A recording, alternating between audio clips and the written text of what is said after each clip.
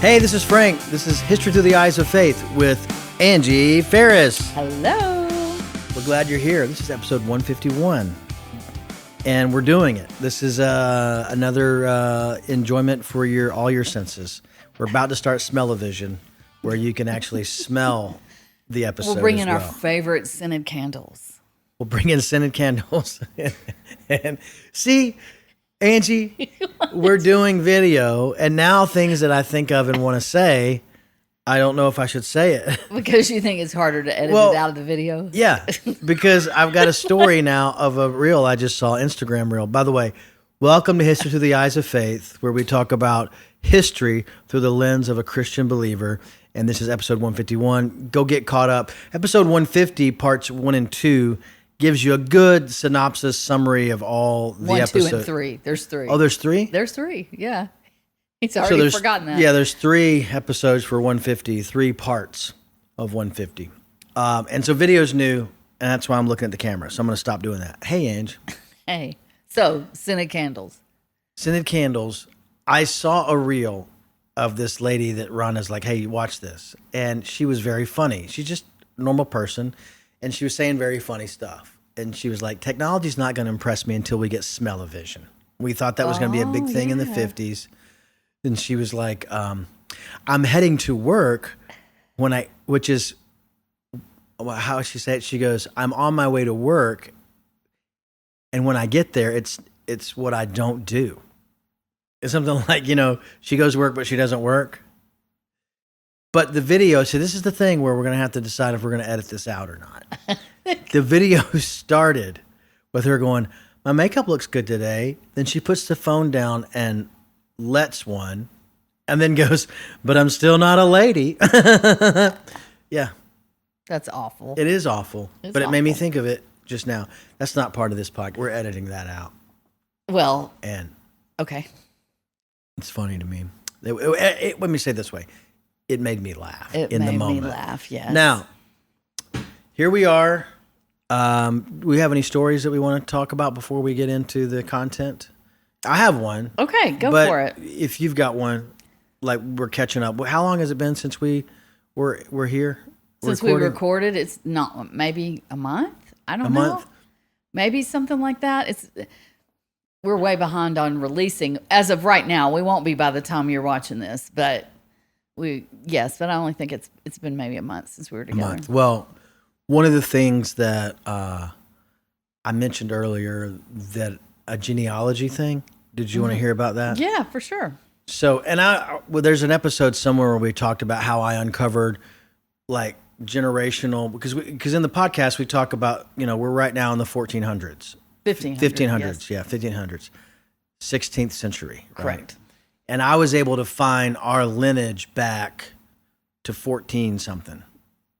Do you remember us talking about that? Yeah, I have vague memories of that. Well, the way I did that was, it's a website called findagrave.com. Oh, yeah. Sounds very strange. Yeah, you talked about that, yeah. And you go on there and you put in somebody's name and roughly their age and what time frame they lived, and it'll give you their gravestone, show you where it is, and then it'll show daughters of or parents, and you can click on their name. So I just kept clicking on parents, and that's how I got back that far to the 1400s. Because at one point it dropped from the Rains family to the maiden name of one of the grandmothers or something, and you just kept going back. So I was doing that recently again because I wanted to find out what I did is I looked up, there's a town in Alabama called Rainsville, and I want to know who it was named after, and if us, are related to that person, and how we're related to that person. It would seem strange if we weren't, wouldn't it? Right. So because we're from for producer Wes, this is kind of important. I mean, you might find this interesting, but you can go back and watch it later. So Rainsville was named after a guy named William H. Rains, because he had a store on the corner of those two highways on Sand Mountain called Rains and Son. It was a general store in the early 1900s. So it went out of business in the Great Depression. He lost the store in the Great Depression, couldn't survive the Depression. And then he and his family, he moved away. But his name was William H. Rains, And that's how they named the store, the town after that store or that crossroads. So ultimately, he's the namesake of Rainsville. His father was a guy named Thomas Rains. Thomas Rains' father was Josiah Francis Rains. Oh, that's our relative. So Josiah Francis Rains is our third great-grandfather, like great-great-great-grandfather. So our great-great-great-grandfather was William Rains' grandfather. And that's the same Josiah that founded the church at Asbury. So Josiah had another son named Frank Thomas Rains. Right. Frank Thomas Rains had Carl. Right. Carl had Frank. Frank had me. Right. So that's how that went. But what did I want to do? So we are the same family tree of Rainsville. He'd be a distant cousin. He'd be like our grandfather's first cousin. Yes.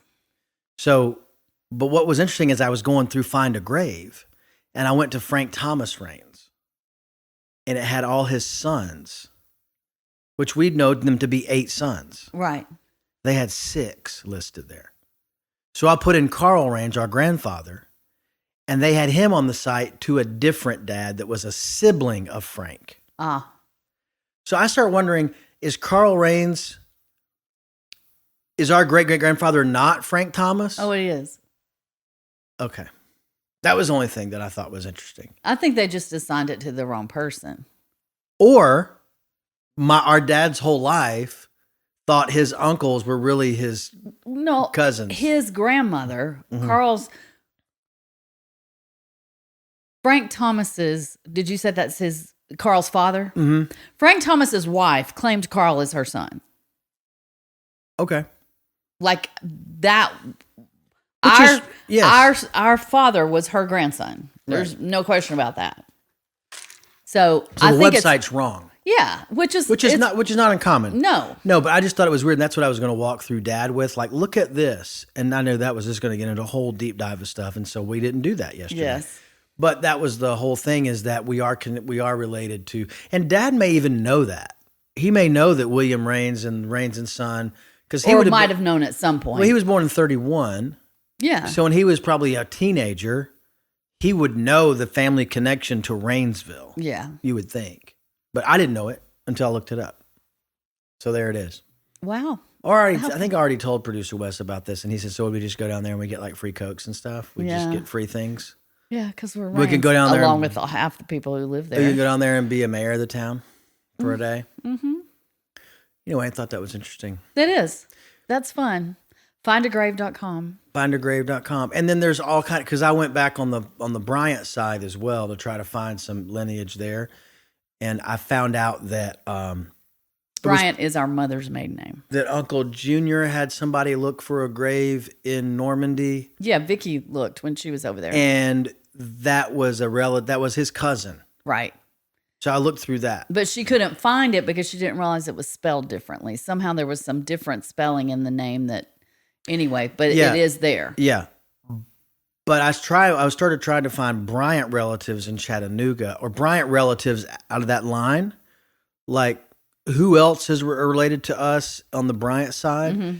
And there's a name Hillis in Chattanooga that I can't find yet. So, our cousin...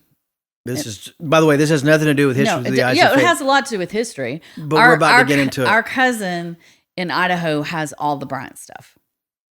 So there could be a lot of help, lots of stuff on that. Spend a lot of time. And he sent me different things before, so I might even have some links in my email. Well, I think I've pretty much exhausted the Rains side of it. Like, I don't know how much more I can learn. And we also have a book. Where is that book? Nobody can find it. Yeah, we can. I know exactly where it is. Oh, good. Yeah. Well, then that makes me feel better because I don't know where it is. I know exactly where it is. All right, good. Well, Dabney Rains was the grandfather, I think, of Josiah. Probably. Yeah. Okay, so, folks, we're into history here, right? Yeah. And This is not history through the eyes of Rains. Oh, it's history through the eyes of faith. And with a little Rains influence, because, it is Rains discussing history through the eyes of faith. What we've done So my hope is that there's some new people joining us that coming out of episode 150, they're like, oh, I might check this out. Plus we're in new formats. So we usually talk about how we're putting on the glasses of a Christian, of a believer, and looking back at history and saying, what does this look like? Mm-hmm. So to kind of kick us off today, I, in doing research for these next few episodes, I started using a textbook that was, I started investigating in a textbook that was one of the books that our kids used when they were coming through high school, junior high, something in homeschooling.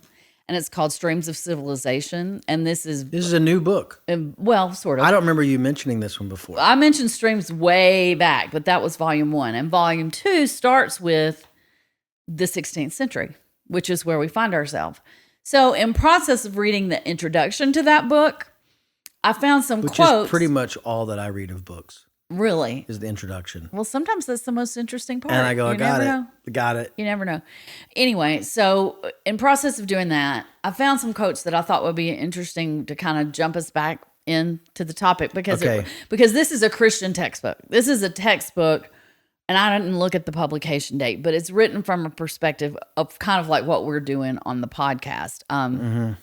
Not quite as detailed, but it's trying to make the student aware that there is a bias, that you're not, that like we say a lot of times, everything is written with a bias, everything. So anything you write, you say it's going to have your bias in it. So this textbook is trying to make the point. Except the Bible. Right. Okay. Has God's bias because God was the author of that. Right. But God, anyway, that kind of comes up in this little quote too. So that's kind of the deal. So the point is, it's trying to help people when they read history books realize if you go here and it says this, and it says something a little bit different about the same thing somewhere else, and it's something a little bit different about the same thing, that's normal because people see things differently, right? Mm-hmm. So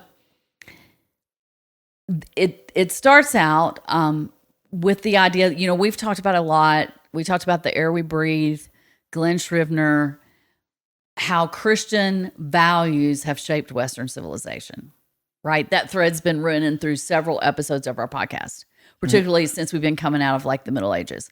So the quote from this book says, the constructive achievements of Western European culture resulted primarily from a Christian worldview and values.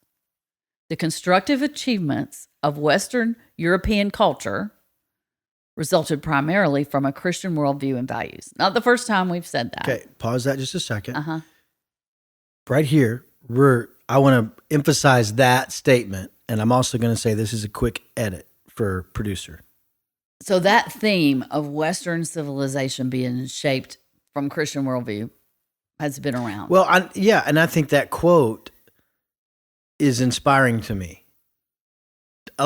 For people that want to know what this podcast is about, well, that quote is us. This podcast is explaining that quote, right? Well, then people will come back and go, "Well, that's very Eurocentric. Why do we care about Western European culture? What? Okay, well, because it developed American culture.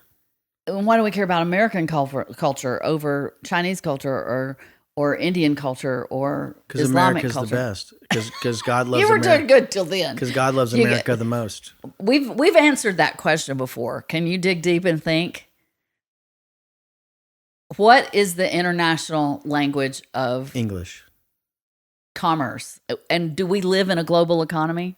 Yes. So the fact that the Western civilization is now been transported all over the globe, and the economy is running under that kind of model, that is why we focus in on Western European culture. Right. Okay. But that's not all we talk about on here. And we're going to get to some of that on other places. We like to talk about politics. Right. But the point is, we don't. But the point is, we do. Well, no. The point is, you said that is a summary statement of the podcast. Totally the case. But we have to reemphasize why we talk about Western European. Okay, so that's the first thing. So let me read it again, then I'm going to go on to the next sentence because it uses that as a jumping point. The constructive achievements of Western European culture resulted primarily from a Christian worldview and values. Among these values is the belief that history is guided by a sovereign God toward the goal of the return of Jesus Christ. All things have been created by God and exist for his glory. Things visible and invisible were created by God, exist in God-defined relationships, and are equally affected by man's sin. Grace does not destroy creation, but rather restores it. So what this author is doing is diving a little deeper. Okay, what are these Christian? It's getting very theological. Well, but it says, what's a Christian worldview and what are Christian values? So it's telling us, among the things that would be Christian values is the belief that history is guided by God toward his goal, his ultimate goal. This author is saying the return of Jesus Christ. And some people would argue that's what the Bible says, okay? He's not just making that up.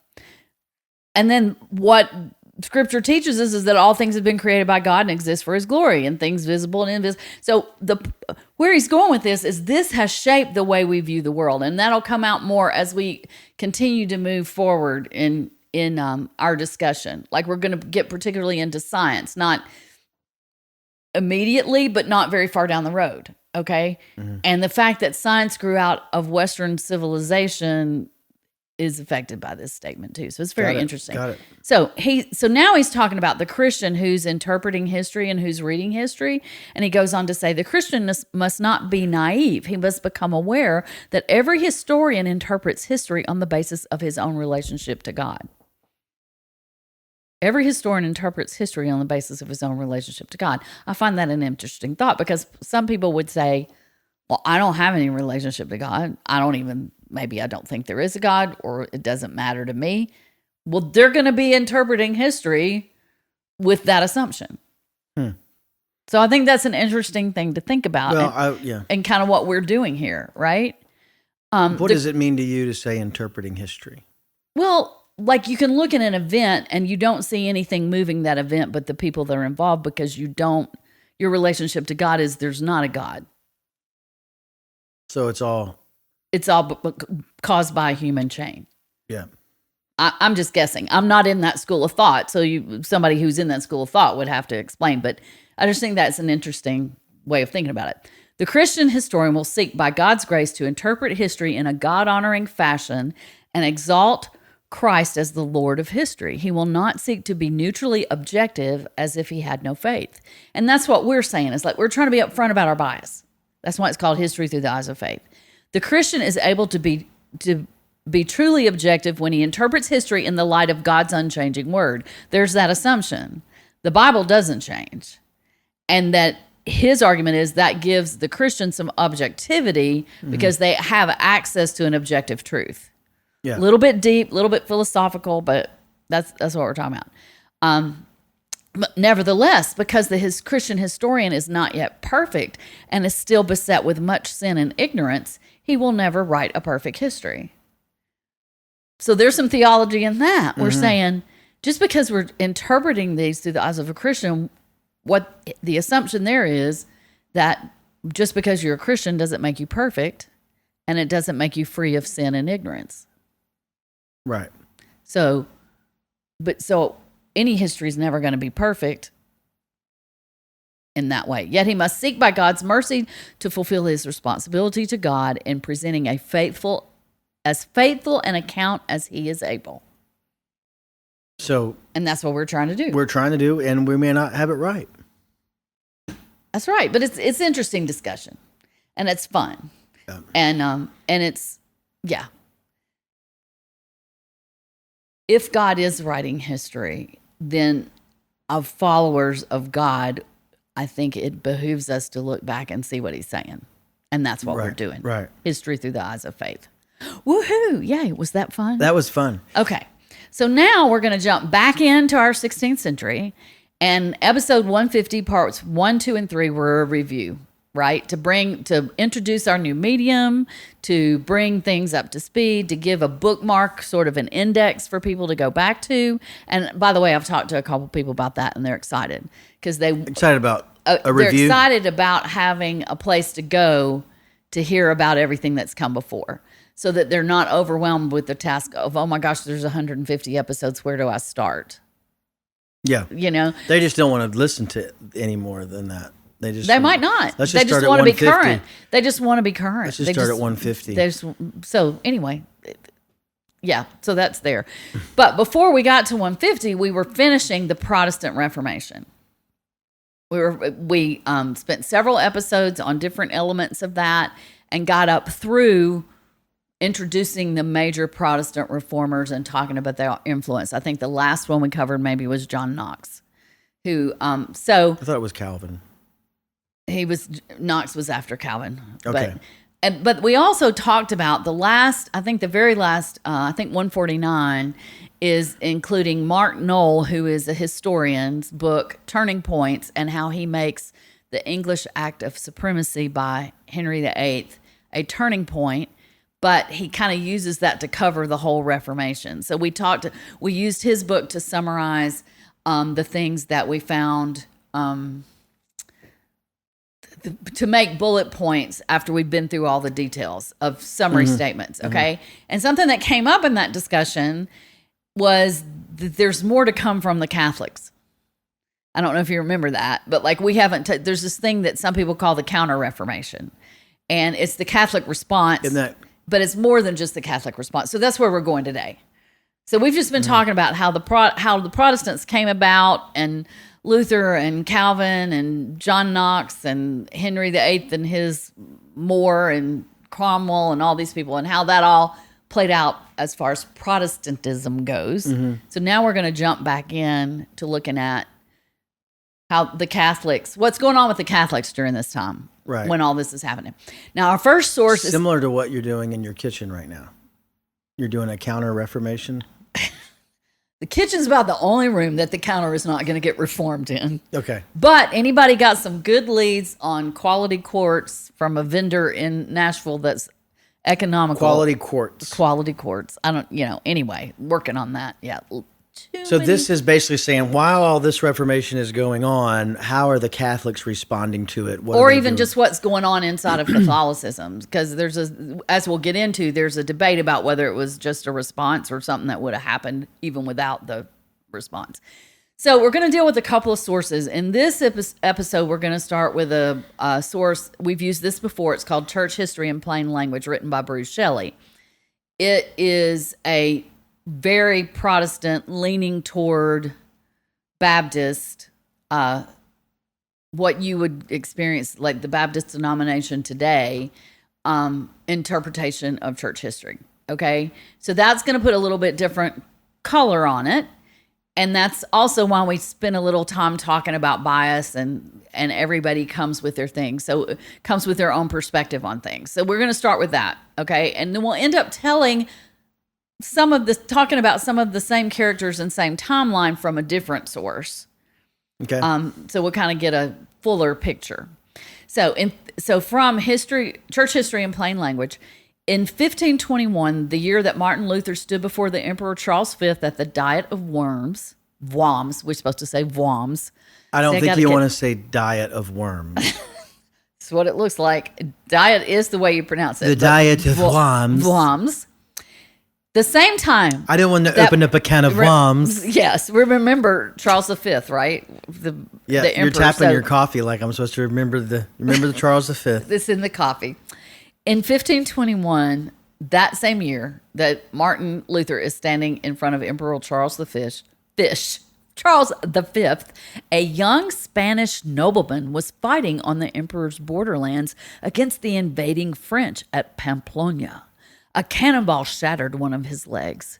During a long, painful convalescence, he turned out of boredom to two popular inspirational works of the time, one on the lives of the saints and the other on the life of Christ.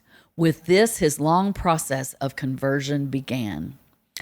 So this is somebody we don't know yet. Right. Haven't named this him. is the introduction to a chapter. And this is happening during 1521. Yeah. So Martin Luther put the theses on the door in 1517. He's in front of the emperor in 21. So we're getting this same as timeline, and it's a little story at the beginning of the chapter that is there to kind of suck you in, and then we're going to go on and talk about this person, right? So now this long process of conversion began. Months later, at the Benedictine Abbey of Montserrat, he exchanged his gentleman's clothes for a rough pilgrim's garb and dedicated his sword and dagger to the shrine's Black Virgin. So he's given up the sword and dagger, taken on the pilgrim's garb. For nearly a year in a little town called Manresa, 30 miles north of Barcelona, he gave himself to a life of austerity, begging door to door, wearing a barbed girdle, fasting for days on end. For months, he endured the terrible depressions of the mystic's dark night of the soul, even contemplating suicide at one point. But what followed was the mystic's singular reward, an immense breakthrough to spiritual enlightenment. So he goes through this dark period, intentionally depriving himself, the journey of the mystic, and then gets the reward of a breakthrough to spiritual enlightenment. In ecstatic illumination one day at the river Cardinay, the wounded nobleman, Ignatius Loyola, there's our name, became his own, in his own words, quote, another man. Okay? So now Ignatius Loyola lived from 1491 to 1556. He transformed his rebirth at Manresa to a plan for spiritual discipline, a military manual, and you'll love this phrase, a military manual for stormtroopers at the service of the Pope. Okay. He transformed his plan, his rebirth to a plan for spiritual discipline, a military manual for stormtroopers at the service of the Pope. The result was the Jesuits, the Society of Jesus, the greatest single force in Catholicism's campaign to recapture the spiritual domains seized by Protestantism. So their counter response were the Jesuits. At least a piece of. They were the stormtroopers. The result was the Jesuits. I'm reading it again. The Society of Jesus. The greatest single force in Catholicism's campaign to recapture the spiritual domain seized by Protestantism. It was the largest force. It was not the only thing. How did the Church of Rome respond to the Protestant challenge? So now we're jumping out of that story to talk about how the Church of Rome responded. Well, it did not immediately, but when it finally realized the seriousness of the revolt, it called upon its spiritual warriors. It convened a new militant council, and it reformed the machinery of the papal office. It did those three things, and we're going to talk about all of them. It called upon its spiritual warriors, which is the orders, the monastic orders. It convened a new militant council. So we're going to have another council. And it reformed the machinery of the papal office. The Pope is going to get whipped into shape. Faced by the rebellion of almost half of Europe, that's the number of people rebelling, Catholicism rolled back the tide of Protestantism until by the end of the 16th century. So the theses go on the door in 1517. By the time we get to 1600, by the end of the 16th century, Protestantism was limited roughly to the northern third of Europe. Okay. Some historians have interpreted the Catholic Reformation as a counterattack against Protestantism. Others have described it as a genuine revival of Catholic piety with few thoughts of Protestantism.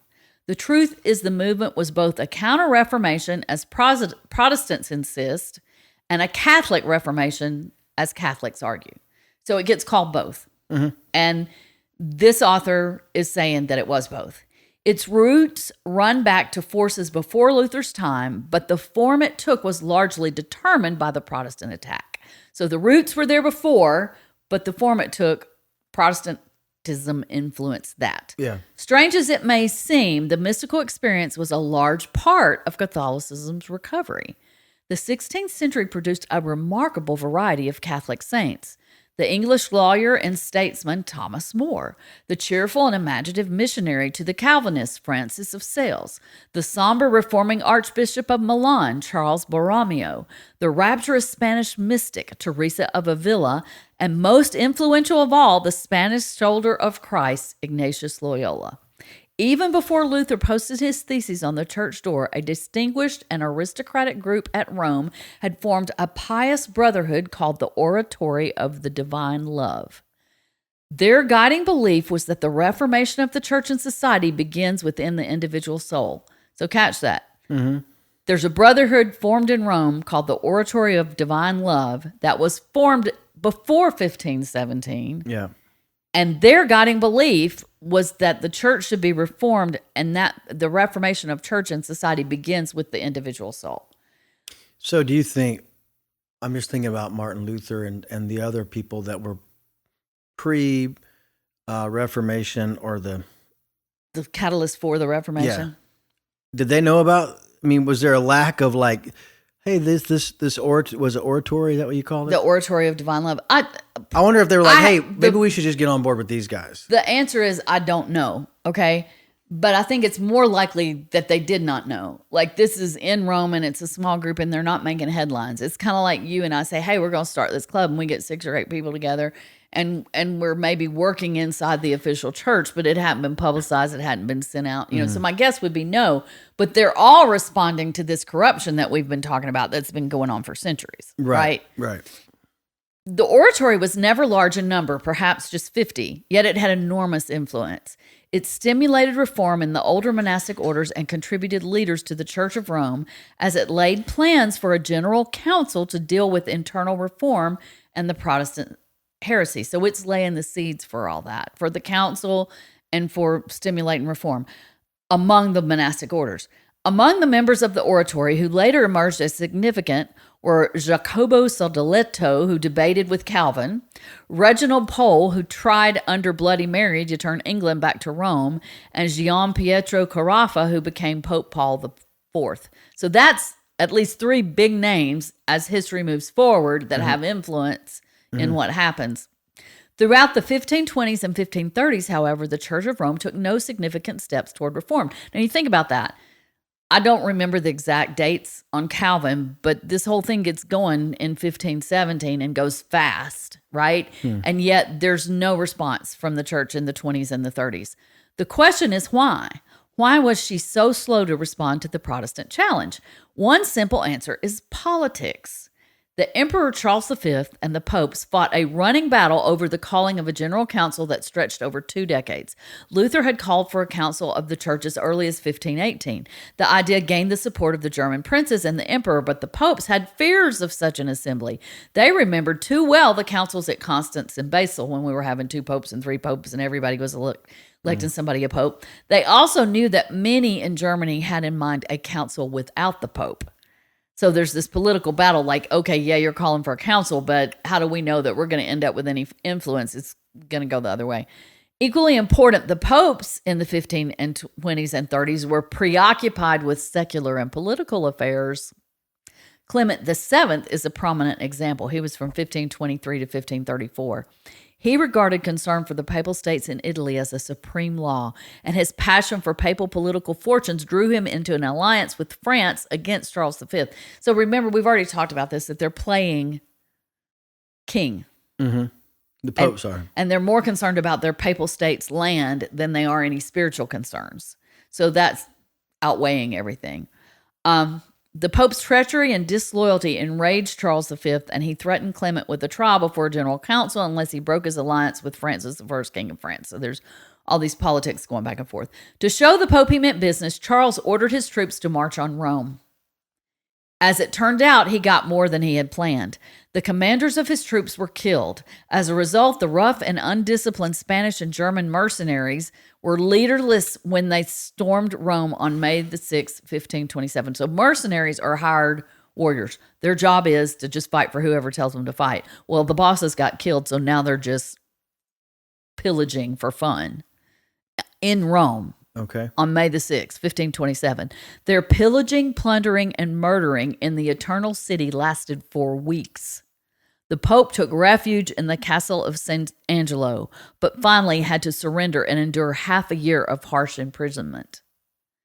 Many considered this sack of Rome a terrible visitation by God, a clear call to repentance and change in worldly papacy.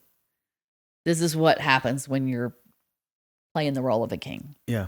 No serious reform came until Pope Paul III, 1534 to 1549, that was his papal dates, ascended the papal throne. Paul appeared to be a most unlikely candidate for spiritual leadership. He had 3 illegitimate sons and a daughter. 4 striking reminders of his pursuit of pleasure. Yeah. The sack of Rome, however, seemed to have sobered him. He realized that the time had come for reform to begin in the house of God. He started where he felt a change of heart was most urgently needed, in the College of Cardinals. Now, remember, the College of Cardinals are the ones who elect the Pope, and they're like just right under the Pope. So he's going to start there. He appointed to the college a number of champions of reform. Among them were leaders in the oratory of divine love, Sadoleto, Pole, and Carafa.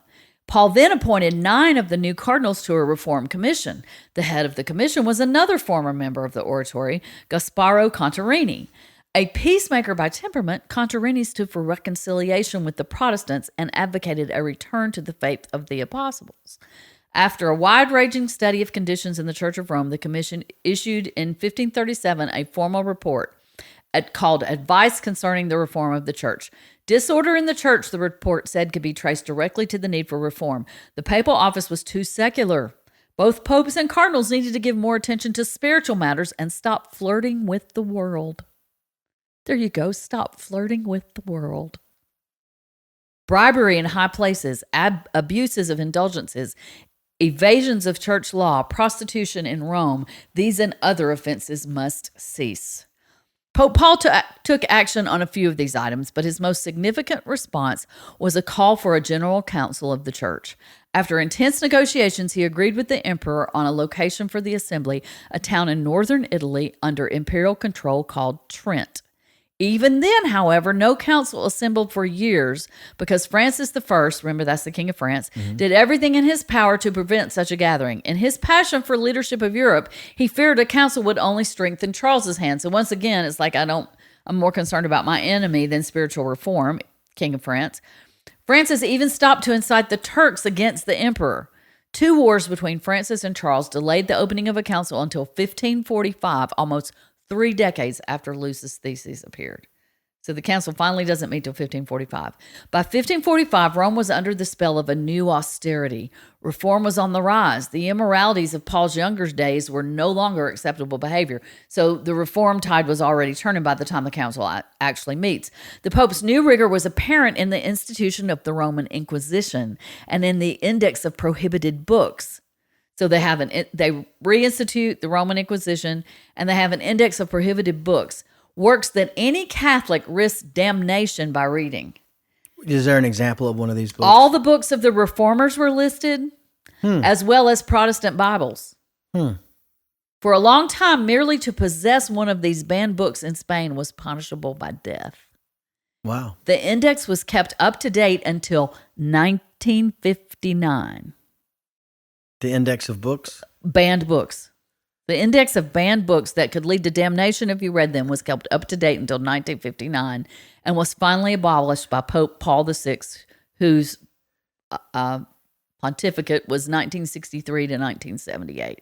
So the list of, say that again. I'm thinking of something. The list of condemned books? Prohibited books that risk damnation if you read them. Damnation. Mm-hmm. Okay. I was thinking of a title of this episode. Okay. I was thinking of those damn books. That's just a little piece of the episode, but it's worth remembering. Damnation. Yeah. So until 1959, they abolished the list. It was this city, a new militant Rome, and this Pope, Paul III, who approved Ignatius Loyola's new Society of Jesus. These daring soldiers of Christ promised the Pope that they would go wherever he might send them, whether to the Turks or to the New World or to the Lutherans or to the others, be they infidel or faithful. They said it and they meant it, for the Jesuits were a fitting likeness of their founding general, Ignatius. As a boy, Ignatius had left the gloomy castle of Loyola near the Pyrenees to enter the court of his father's noble friend. He had grown into little more than an engaging playboy, spending his days in military games or reading popular chivalrous romances, his nights pursuing a less noble adventure with local girls. But all that was before Ignatius met God at Manresa. Martin Luther emerged from his spiritual struggle convinced that the human will is enslaved, that man cannot save himself. That's Martin Luther. Yeah. God and God alone must deliver him. Okay. Loyola came out of his struggle believing that both God and Satan are external to man, and man has the power to choose between them. By the disciplined use of his imagination, man can strengthen his will so as to choose God and his ways. Okay, now, this is editorial by Angie. Which I'm interested to hear. This is being written by a very Protestant perspective that is very much about grace and grace alone and salvation not by works, okay? Mm-hmm. So this author is pointing out how Luther came out of his spiritual struggle with the revelation that the human will is enslaved and that man cannot save himself. And God alone must deliver him. Salvation by faith alone. There's nothing I can do. Okay. Loyola, this author is saying, came out believing that both God and Satan are external sources and that man can choose which one. And by disciplining his imagination, man can strengthen his will so that he can choose God over Satan. And where do you stand on the difference? Well, there's a lot more to be said. Where I stand right at this moment is that this author is painting it as a clear contrast. And when I read all the sources, the contrast is not that clear. Okay. He's painting Loyola very much in. Now, maybe when you break down Loyola's theology, it is up to you and not up to God. I don't know, okay? But he's painting in that way for sure. And there definitely is this thing about the use of your imagination and being strong-willed, okay? So that is legit, okay? Mm-hmm. But if we can remember this discussion when we get through our whole second source, then we come back and say, well, what do we think? You know? One of Loyola's spiritual exercises, and the exercises were the way by which you disciplined your imagination. So one of his exercises, for example, aimed to make the horrors of hell real. And there was a whole description. Did you say horrors of hell? Horrors of hell. I thought you said the horrors of hell. The horrors of hell. The horrors of hell real. Yeah. The same technique, of course, could be used to represent the beauties of the nativity or the glories of heaven. So you imagine the reality of this, which I guess would motivate you to be disciplined in following God. By proper discipline, the imagination could strengthen the will and teach it to cooperate with God's grace. Now, one could argue that the Holy Spirit dwelling in you is helping with that. So that's not just your own power, right? For Ignatius personally... Which is what Luther would probably say. Yeah. That God is the one doing it, not you. Right. For Ignatius personally, surrender to the will of God meant more education. Now, this also is the interpretation of this guy. More education to surrender the will of God. He entered a school in Barcelona to sit with boys less than half his age to study Latin, then threw himself into a dizzying year of learning at the university. Out of it came his conviction that learning must be organized to be useful. The idea eventually grew into the Jesuits' famed plan of studies, which measured out heavy but manageable doses of classics, humanities, and science. So the Jesuits are known for that. Ignatius became a fervent evangelist that the Inquisition, he was so fervent that the Inquisition imprisoned and examined him more than once about his life, teaching, and theology. Because they were like, this guy's, we got to look into this. Perturbed, he left for Paris, where he spent 7 years at the university, became Master Ignatius, and gathered around him the first of his permanent companions, and it lists their names. Among which was the young Spanish nobleman Francis Xavier. I know we come back to him. We might come back to some of those. Which is interesting. Now, is there a connection to Loyola University? Oh, absolutely. And Xavier University? Yes, okay. For sure. Okay. Because these Jesuits changed history, and that's what we're going to learn about.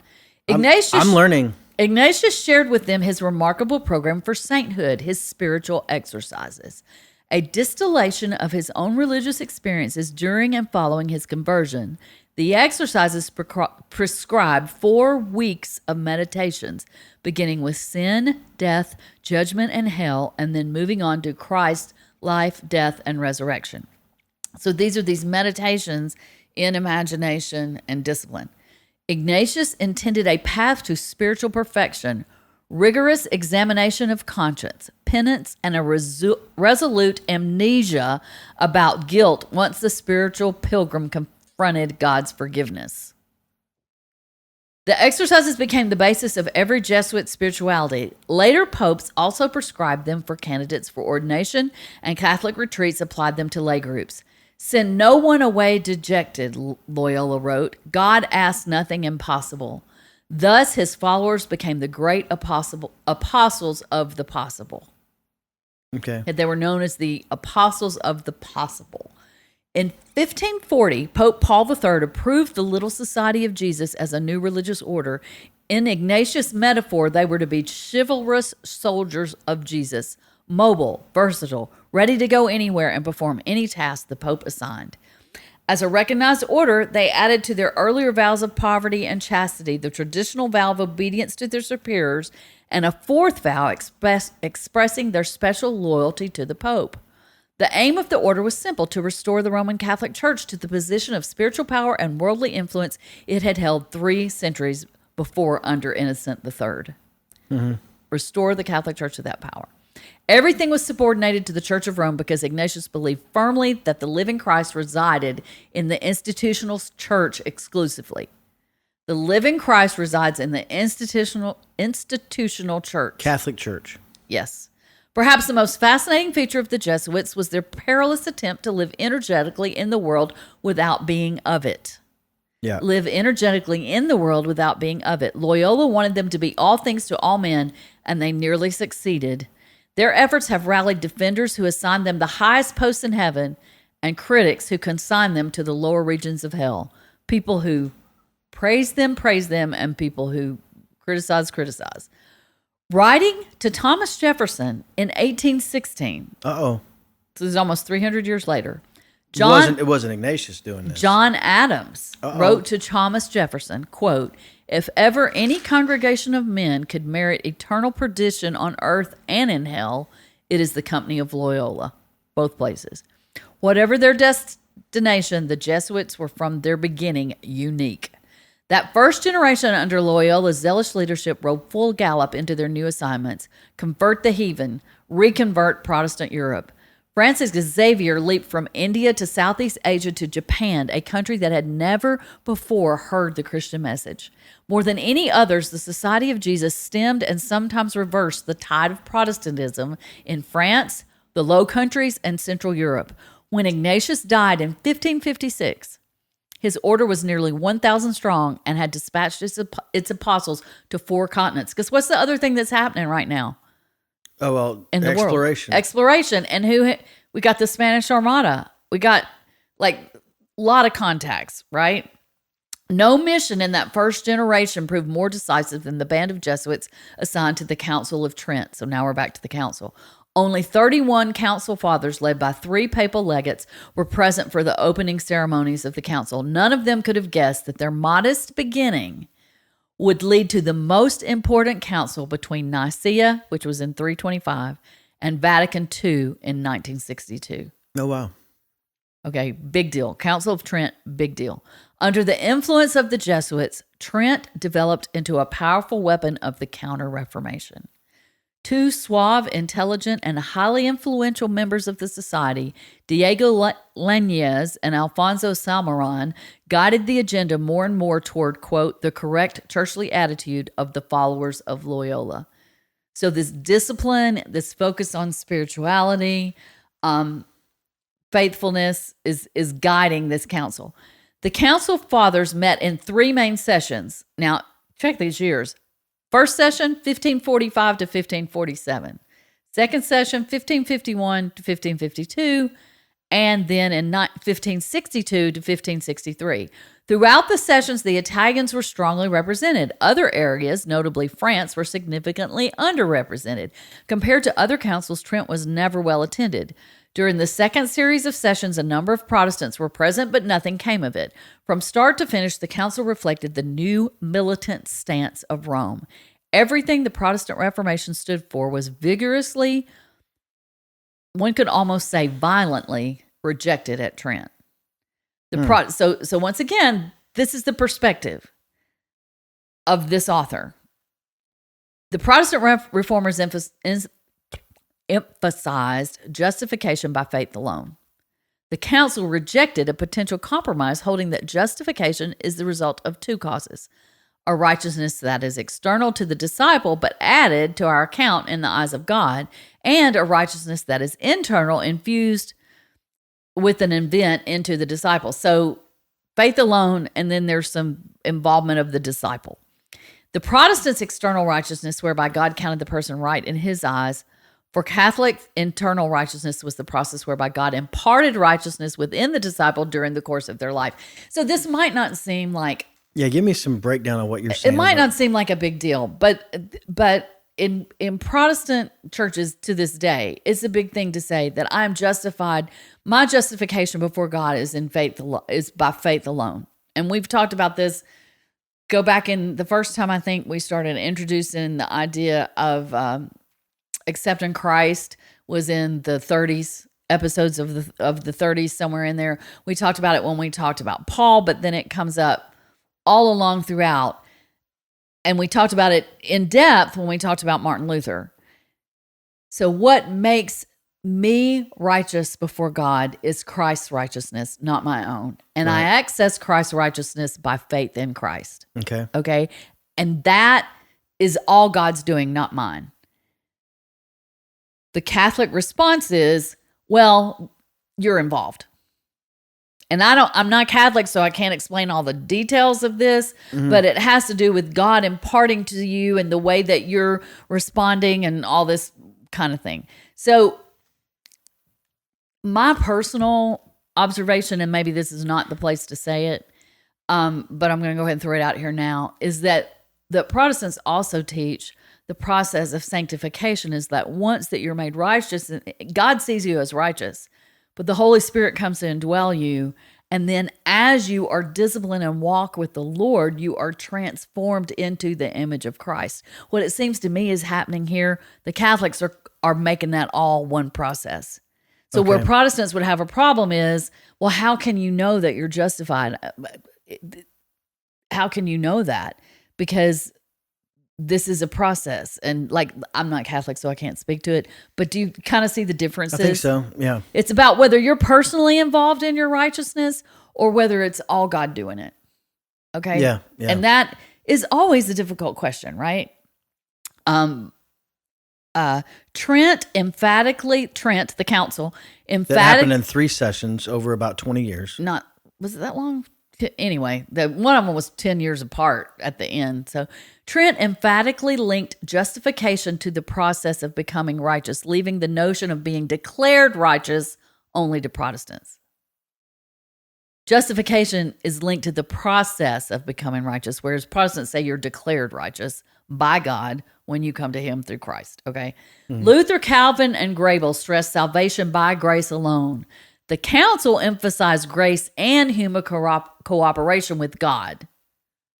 In Loyola's terms, quote, the poison that destroys freedom. Pray as though everything depended on God alone, Ignatius advised, but act as though it depended on you alone, whether you will be saved. Wow. Okay? So Now, I think a Protestant would tell you that you should act like you're saved, right? What Loyola's saying is it's both. That you got to, and there's a lot in scripture to support both, and maybe I shouldn't be saying that, but I can understand where both sides would get that, right? However, Protestants clearly believe that one is accurate and one's not. And so do Catholics, okay? The Protestants taught the religious authority of scripture alone. The council insisted on the supreme teaching office of the Roman Church, popes and bishops as the essential interpreters of the Bible. Okay. Thus, the Council of Trent guaranteed that modern Roman Catholicism would be governed by the collaboration between God and man. The Pope remained, the 7 sacraments remained, the sacrifice of the Mass remained, saints' confessions, indulgences remained. The Council's work essentially narrowed the range of options previously available to medieval Catholics. The anti-Protestant reactionary tone was unmistakable. So they're trying to consolidate. This is the way we will behave. These are the things that are a part of who we are, and we're getting rid of all this other stuff, okay? After 4 centuries, we can look back to the Reformation age and see that the religious unity of Western Christendom was permanently shattered. Like, we know that now. Men and women in Loyola's lifetime did not see that truth. The fact dawned upon Europe slowly. So that everybody still had this idea that the Protestants would come to Catholicism, or the Catholics would come to Protestantism. That the unity had been shattered, had not yet been accepted. At first, Luther's followers thought him so obviously right that the Catholic Church would inevitably adopt his ideas. Others thought him so obviously wrong that sooner or later he would be burned as a heretic and his movement wither away. After all, the past was strewn with the corpses of heretical bodies. The point is, both parties, Catholic and Protestant, thought that they represented the true Catholic Church of Christ, and their enemies a false version of it. That was the spirit of Trent as well. As time went on, however, the thinking of ordinary men reached almost imperceptibly a second stage. The uneasy, health-conscious conviction grew that the conflict had reached a stalemate. Catholicism could not crush the new heresy, and Protestantism could not overthrow Rome. In this second stage, men had no real emotional, intellectual acceptance of a stalemate, only a bitter admission of the fact. So they didn't want to accept it, but it seemed obvious. The vast majority of people were still convinced that religious truth was identifiable. Truth stood on one side, error on the other. That's what they believed. Error meant not only individual damnation, but infection of others and destruction of society. They both felt that about the other. Yes. Okay. Resistance of these dreadful evils took the form of inquisitions, civil wars, and persecutions. And we'll come back to talking about the details of that. In this ideological warfare, Calvinists and Jesuits led the charge for each side. Each embodied a militant organization calling for loyalty above and beyond national and political ties. Like literally militant. Yeah. Jesuits and Calvinists.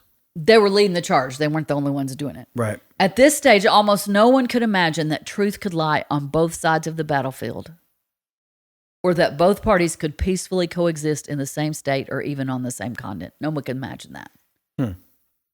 The third stage of religious toleration, based upon the full acceptance of religious diversity within a nation, appeared before 1600 only in hints in the attitudes of mystics, Christian humanists like Erasmus, radical Protestants like the Anabaptists, and practical politicians like Queen Elizabeth of England. I'm going to read that paragraph again. The third stage of religious toleration, based upon the full acceptance of religious diversity within a nation, appeared before 1600 only in hints in the attitudes of the mystics and Christian humanists like Erasmus and radical Protestants like the Anabaptists, who were, their definitions were beyond political, and in practical politicians like Queen Elizabeth of England. And so we're going to be talking more about Elizabeth. And so there were hints of it in the late 1500s. By 1600, it was only hints. Right. Perhaps more powerful still were the political and economic forces committed to the emergence of the nation state. So that force was more powerful than the idea, like it was not even an idea that Catholics and Protestants could exist together in the same political place. Europe now had small political areas the size of large counties or small states in the U.S. under an umbrella of an emperor and the Catholic Church. These smaller realms under lords were merging into what we recognize today as nations, such as Germany. A state with geographic boundaries and more people would require both Protestant and Catholic citizens to coexist and cooperate. So now these nations that are forming are smaller, and it's going to require the religions to get along to actually build nation states. And that power toward nation states was more powerful. More powerful than the conflict between the religions. Yes. But there's a lot that's going to happen in between. And I got just a little bit and we're done. Okay. Some voices anticipating later Enlightenment thinking. So some voices that were anticipating later Enlightenment thinking called for a generic concept of God shared by virtually all believers in the West to become a new public standard. So let's water down God. It's a generic concept that everybody can live with, and then we can all get along. Mm-hmm. We could spend a lot of time thinking about where that has gotten us. Yeah. God is eternal, one, etc. Distinctive beliefs and social practices would be tolerated if they could be transformed to become a matter of private devotion. You do your own thing. Mm-hmm. Feeble as it was, this whisper was the voice of the future. No company of Christians resisted it more doggedly than the Jesuits.